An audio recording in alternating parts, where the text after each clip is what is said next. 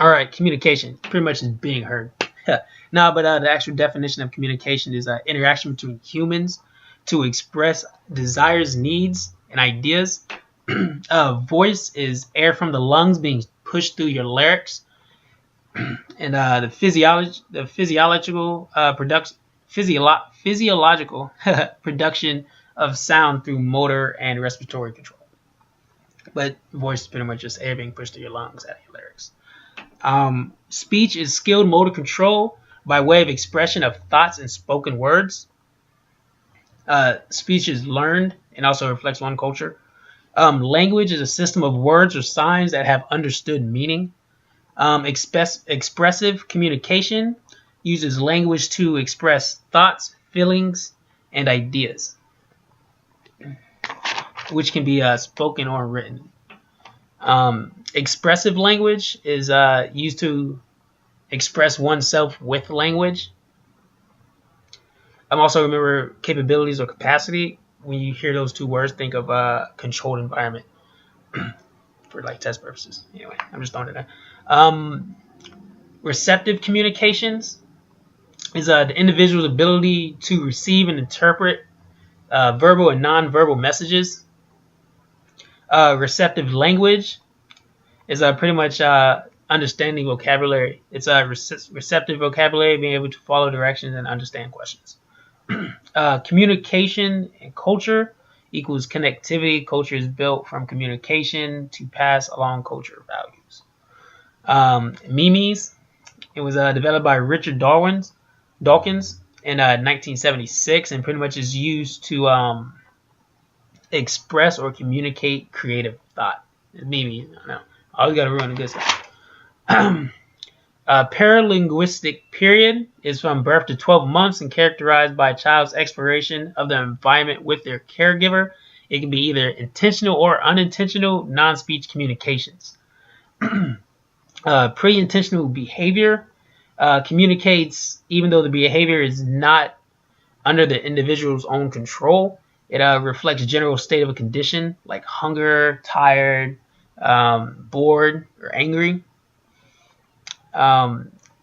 Intentional behavior, communication of behavior is intentional, yet not used to, not intended to convey a specific message. Pretty much, that's also influenced by a state of condition or stimulus. Unconventional communication is pre-symbolic behaviors.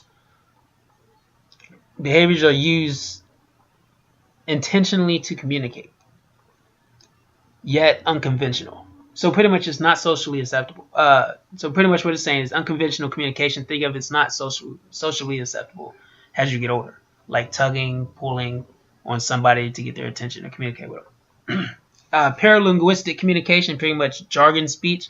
And what that means is that it's made up words. And that's also not really socially acceptable, but don't really think about it like that in context. I'm just throwing it in. It's made up names for things. Like you make up things for your kids. Like, oh, this is a baba, or that's a blankie, or that's a peak hole, or this is that, and all this other good stuff. So it's just made up words related to their development level. Conventional pre-symbolic behaviors is intentional communication and does not use words or signs. So pretty much it's going to be like looking at someone's body language, like pointing, nodding, shaking their hands or their head.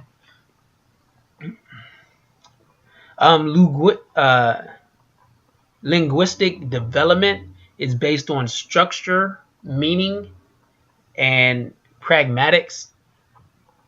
And structure has three parts. It's phonology, which is how sounds are organized and used.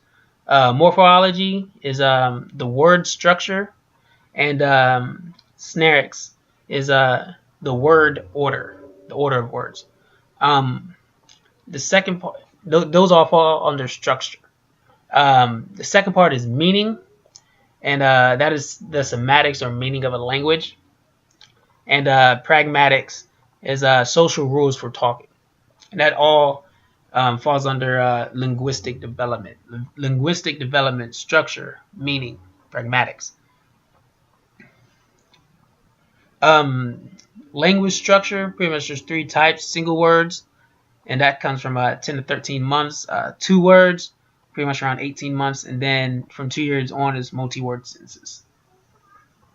Receptive language and cognitive skills are used for what? It is used to remember and apply labels to things. So pretty much your receptive language is used to retain information or to remember information, and your cognitive skills are used to applying words that represent understood meaning.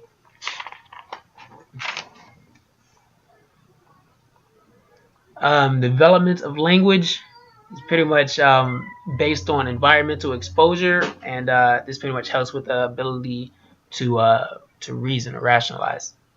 Refined language skill relates to the intelligibility of one person, of that individual, and pretty much being able to understand sounds and their meanings of words. Metalinguistic awareness is a more complex, higher level of understanding of language, and you're able to understand innuendos or words have double meanings, or using sarcasm. We're not going to go into speech disorders. SLI stands for specific language impairment. It's kind of sneaks up on you because you have no cognitive, social, sensory, or motor issues, but you have delays in language development. So it's kind of like a ninja. Sneaks up on you, like I said, because there's no signs for this impairment, and it's called specific language impairment, SLI. AT stands for assistive technology, also activity tolerance. But anyway, and AAC is alternative